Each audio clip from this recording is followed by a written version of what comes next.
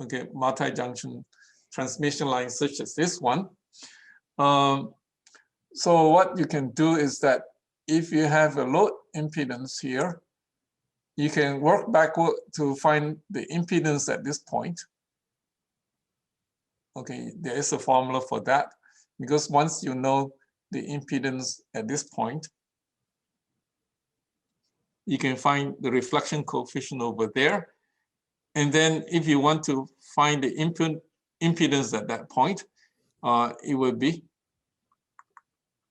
let me call it Z in 2, will be Z03, using the formula that I have, 1 plus gamma Z over 1 minus gamma Z. I can use this formula. Let me write this properly.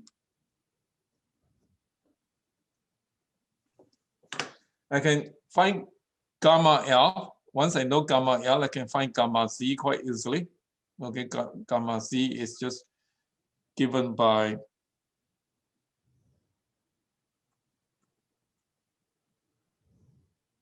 let me write properly. Gamma Z is given by gamma L e to the 2j beta Z. Okay. And then if you say that this point is Z equals minus L3, then this gamma Z becomes something like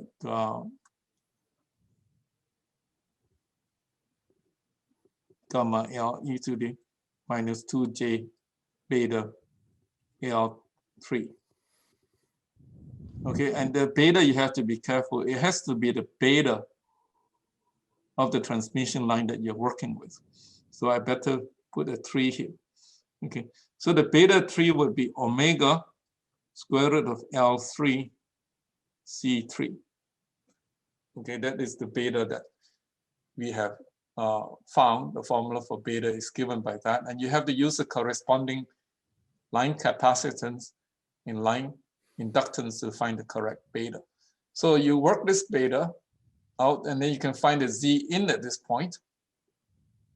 Okay, once you know the Z in at this point, you can find the reflection coefficient at this point. Okay, the reflection coefficient at that point would be given by gamma 23 tilde would be equal to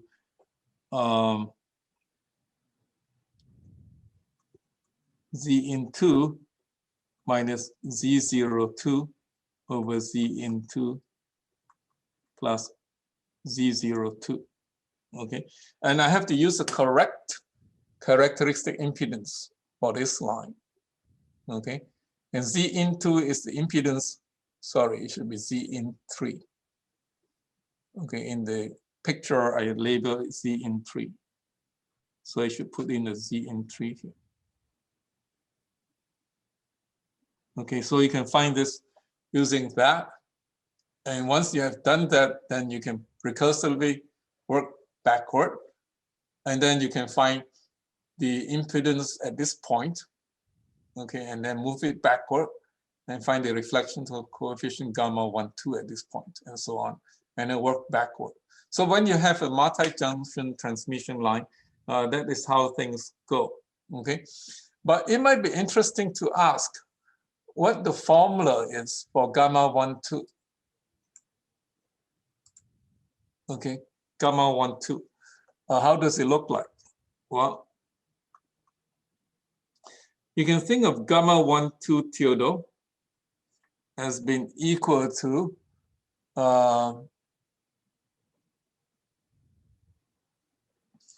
C into, just take an example of this, okay?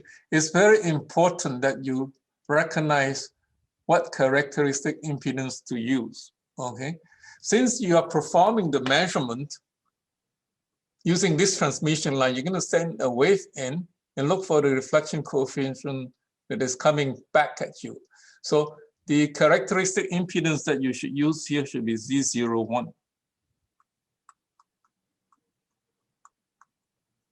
Don't get confused and say that when you want to find a reflection coefficient at this point over here, use Z02. That's wrong, because I'm going to do the experiment by sending a wave inward and looking for the reflected wave.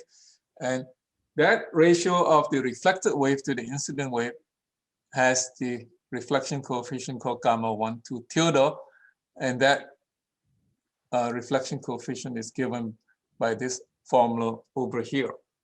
Okay, and then you can see that Z into, okay, Z into can again be written as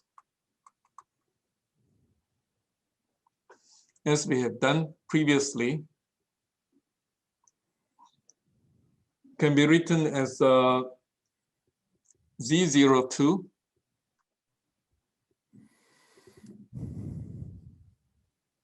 1 plus gamma over 1 minus gamma. Okay, once you know the reflection coefficient at this point, you can also write Z into in terms of the reflection coefficient that you have on this line, which is called a generalized reflection coefficient, in terms of the characteristic impedance of that line.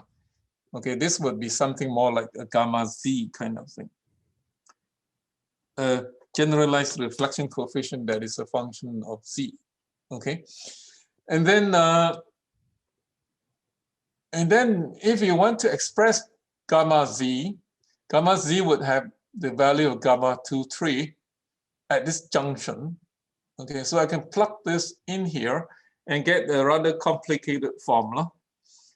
And if I plug this in here, I would have something like Z02 1 plus gamma 1 minus gamma minus Z01 over Z02 1 plus gamma 1 minus gamma plus Z01. Okay, so you can see that this formula gets rather complicated, and you can actually work this out. You can multiply this out. It's quite a bit of algebra. Okay, if you work this out, it will be Z02 1 plus gamma minus Z01 1 minus gamma over Z02 1 plus gamma plus Z01 1 minus gamma. Okay, the algebra is kind of complicated. Gamma, you know, is the generalized reflection coefficient. Okay, gamma at Z equals minus L2. Okay, I think I use L2 here. Is equal to gamma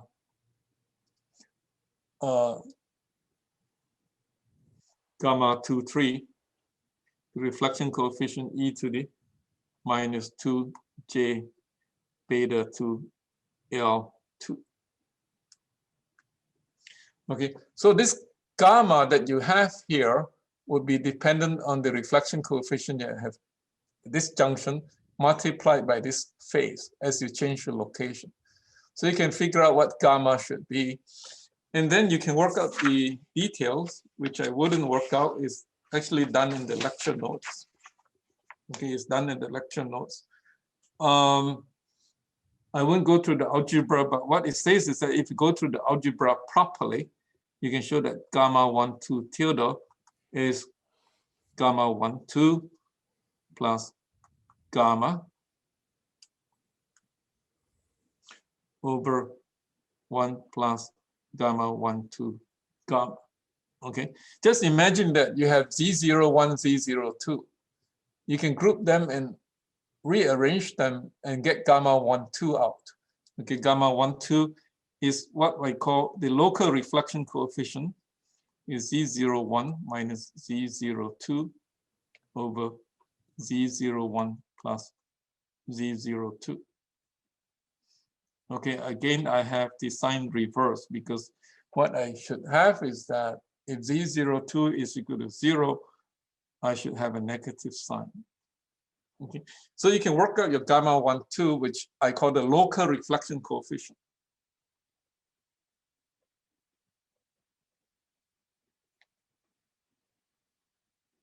This is the reflection coefficient if you have two transmission lines. And the first one is Z01. The second one is Z02. And if you send in the wave, and the reflected wave will have a reflection coefficient of gamma 12 at that junction.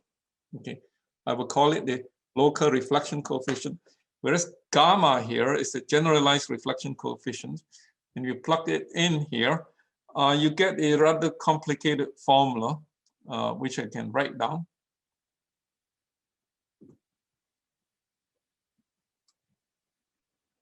I don't have space to write. Let me insert a new slide. Okay, so if I write down gamma 12 tilde now, it will look something like this. Okay, gamma 12 tilde is equal to gamma 12 plus gamma 23, which is the reflection coefficient at the second junction, e to the minus 2j beta 2. The betas are very important. You have to use beta depending on which transmission line the wave is traveling on. Okay, so you have to plug in the correct beta, the wave number of the wave that is in the transmission line that it is traveling on. And so you can actually write this formula in this way. So gamma 12 tilde can be written in terms of this, and then gamma 23 tilde can also be written recursively. Okay, gamma 23 tilde then would be equal to gamma 23, the reflection coefficient at this junction, gamma 23, which is the local one, not the generalized one. Okay, and then you will have, remember this first reflection coefficient is always the local reflection coefficient, because that's what the formula worked out to be if you do it very carefully. And then the reflection coefficient at the load end, e to the minus 2j beta 3 L3 over 1 plus gamma 23 gamma L3 e to the minus 2j beta 3 L3. So you have this way of recursively working out the reflection coefficients first at this end using this formula. So this formula is a very powerful formula because it allows you to relate the reflection coefficient at the 1,2 junction with that of the reflection coefficient at the 2,3 junction. These are generalized reflection coefficient. Okay, whereas the gamma 12 are the local reflection coefficient, assuming that you have two infinite lines concatenated together. Okay, so this idea is pretty straightforward. You can always write a program to do this, which means that no matter how complicated the transmission line is, you can find the generalized reflection coefficient recursively using this formula. And that is how the Fabry-Perot resonator works. You can actually model a multi-layer structure, which is called the Fabry-Perot resonator.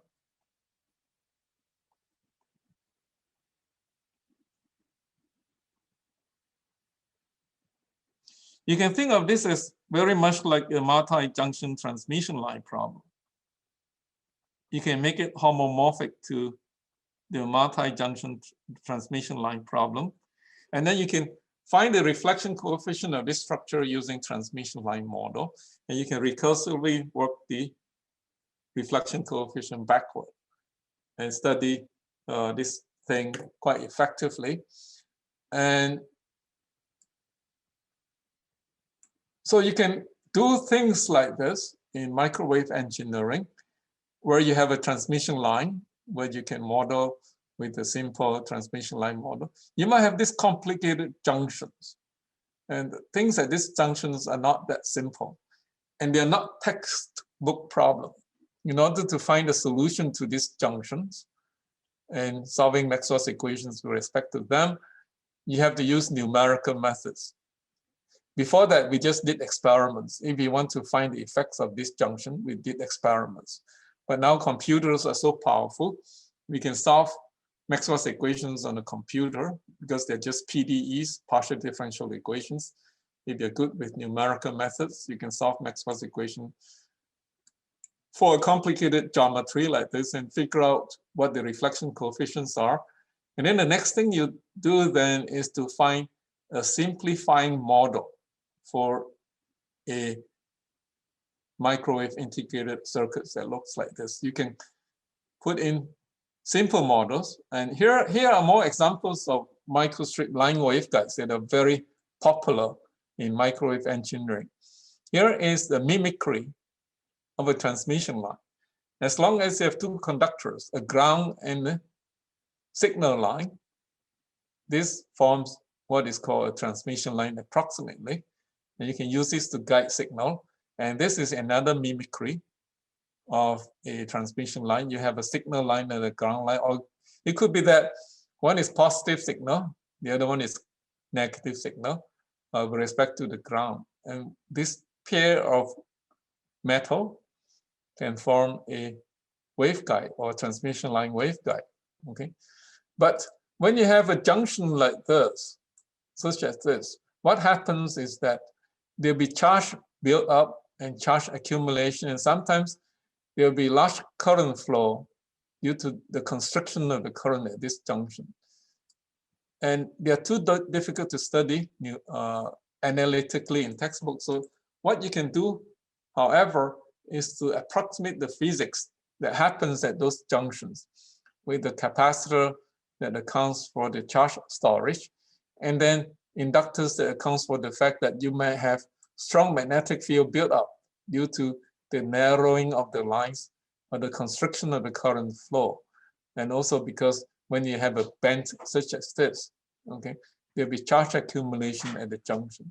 And you can approximately model them with what we call the stray capacitance and the stray inductance. And you can use this to model your transmission line junction. Okay, are there any questions so far?